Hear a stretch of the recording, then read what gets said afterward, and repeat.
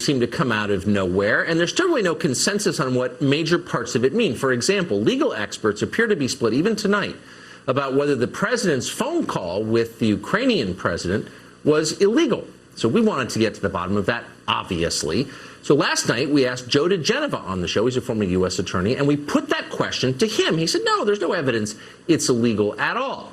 Well, that statement and some accompanying statements caused quite a firestorm, and so we've asked Joe diGenova to come back tonight for an update. Joe, thanks so much for coming on tonight. So I want for our viewers who are not familiar with what exactly happened to know. So here's a quick update. So yesterday, Judge Andrew Napolitano, who is a legal analyst at Fox, and a very nice guy, I will say, I've always liked him, went on one of our daytime shows and declared that the president's phone call with the head of Ukraine was a crime. Here's what he said.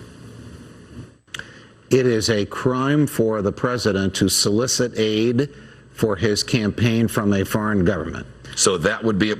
That to which the president has admitted is in and of itself a crime. Yes.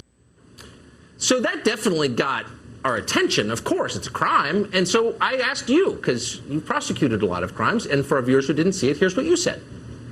Well, I think Judge Napolitano is a fool, and I think what he said today is foolish. No, it is not a crime. Let me underscore emphatically that nothing that the president said on that call, or what we think he said on that call, constitutes a crime. And even if he had said, you're not going to get the money, it would not be a crime.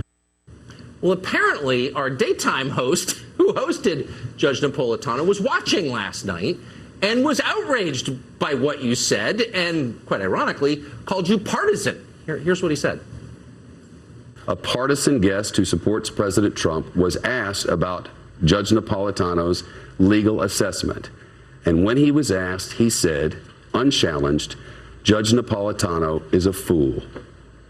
Attacking our colleague who's here to offer legal assessments on our air in our work home is repugnant. Repugnant! Not clear if that was you or me, but someone's repugnant. And here's what, finally, last soundbite, here's how Judge Napolitano responded.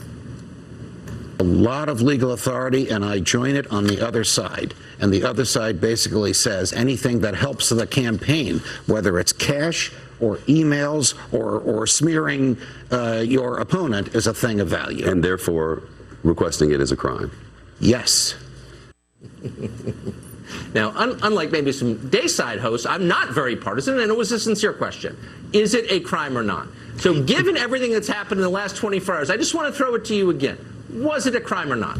Absolutely not. Now, let me sort of educate Judge Napolitano. The President of the United States is the executive branch under Article 2. He is the chief law enforcement officer of the United States. He can ask anyone, a citizen, a foreign leader, a question. He can make a suggestion about an investigation because he runs them. And by the way, in the latest set to with the whistleblower, the Office of Legal Counsel has said that requesting information from a foreign government is not a thing of value. It is not a foreign contribution. I must say this. I've been a U.S. attorney, an independent counsel, an investigative counsel on Capitol Hill in the House and the Senate. Judge Napolitano has never been a U.S. attorney. He's never been a federal prosecutor. He has never conducted a federal grand jury. I have done all of those things. If he wants to have an opinion, that's fine. I am not a paid Fox contributor. I am a guest of Fox Network. I come on when they ask me. So, and I am told, please, whatever you do, tell the truth. Don't make things up. Don't cover. So what I say, I believe, of course, as a matter of law, I know what I'm talking about in the law. I try to be truthful. Right. I was very truthful last night.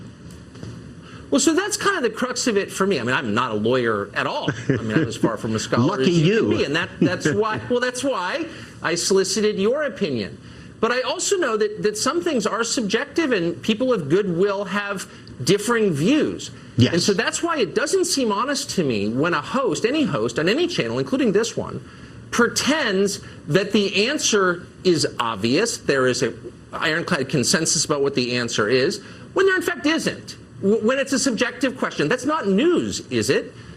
That's opinion. No, it isn't at all. And you were asking me my legal opinion, and I gave it. Yes. Judge Napolitano Right. gave his legal opinion, and he's entitled to it. But I can tell you, as a former United States attorney, I'm right.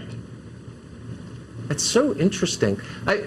Why do we find ourselves in a situation where people aren't willing to admit that their passions are guiding their news coverage? Just say, wouldn't it be better if we just said out loud, this is what I think. And I'll just say, for example, you'll never hear me criticize Rachel Maddow. I don't agree with anything she says, but she's very straightforward about it. This is her opinion.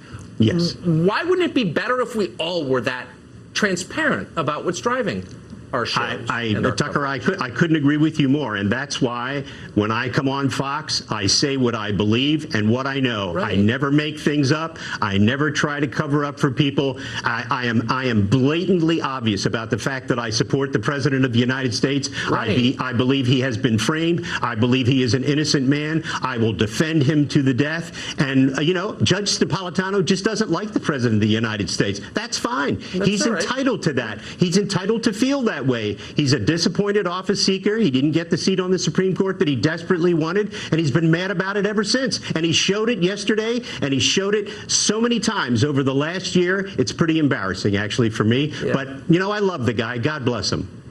Well, I do too. We invited him on tonight, by the way, and I will just say I agree with you. It makes people cynical when you dress up news coverage, when you dress up rather partisanship as news coverage, and pretend that your angry political opinions are news. People tune out. They do. They know dishonesty when they see it. Joe, great to see you tonight. Thanks so much. Thank you. Good to see you.